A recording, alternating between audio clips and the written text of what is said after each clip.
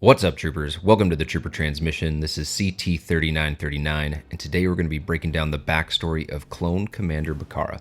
He's the last of the Revenge of the Sith clone commanders I wanted to do, so let's dive in. Clone Commander Bacara, designation CC-1138, served as the Clone Commander Marshal of the 21st Nova Corps, also known as the Galactic Marines, a unit of clone troopers famous for their distinctive armor and relentlessness in combat.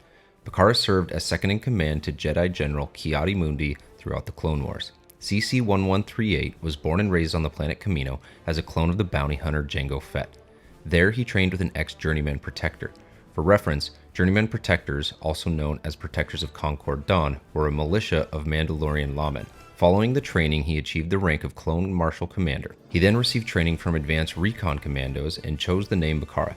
It was during his training that Bacara and CC-8826, known as Neyo, collaborated on the development and field trials of tactics that used the newly produced BARC speeders. Standing 1.83 meters tall, Bacara was known for his aggressive tactics. Following his training with the Journeyman Protectors, Bacara was seen as a loner. Under the leadership of Ki-Adi-Mundi, Bacara's extremely strict and militant philosophies were often at odds with Mundi's approach given his Jedi training. Bacara was considered to be a stern officer, and made it a personal habit to reassign clone troopers who did not meet his expectations for excellence, often without the consent of his Jedi General. The two eventually formed a close professional relationship once Mundi proved his prowess to Bacara in battle. It was generally recommended for high-ranking clone troopers to avoid leading from the front, but Bacara, being the badass he was, didn't give a damn about recommendations and chose to lead his unit from the front. Bacara sported distinctly modified Phase 2 clone trooper armor that was inspired by the snow troopers in Episode 5, The Empire Strikes Back. His armor included additional heated pads to prevent excessive loss of heat through his helmet's air filtration systems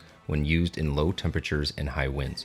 His helmet contained a polarized visor with a heads-up display and featured a powerful compact communications antenna that enabled him to communicate with superiors in the heat of battle. Bacara's helmet also featured an open face mask design, which was originally developed for clone tank drivers. Jonathan W. Rinzler's The Art of Star Wars Episode 3 Revenge of the Sith featured concept art that identified CC-1138 as a clone tank driver. Bacara also donned a kama that was held up by his standard utility belt. The belt usually carried emergency rations, ammunition, and grenades.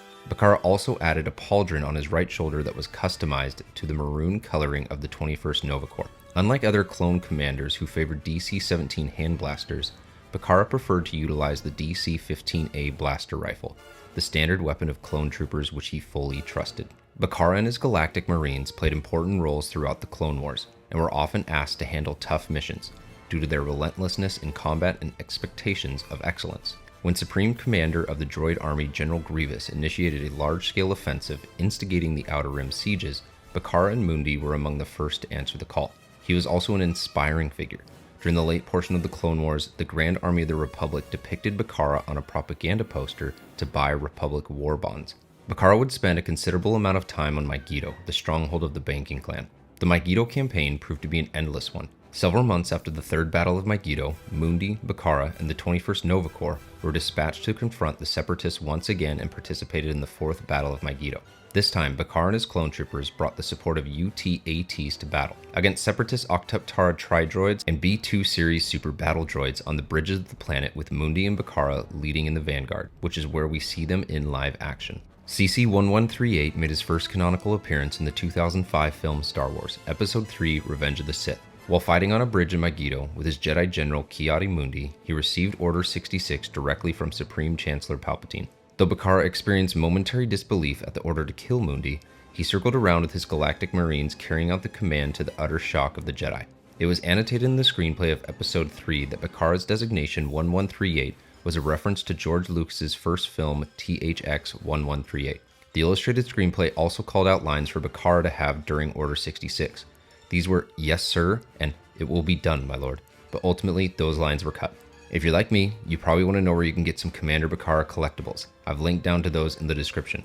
Thanks for watching, comment below who you'd like to see next, and be sure to subscribe and like the video if you enjoyed it and want to see more.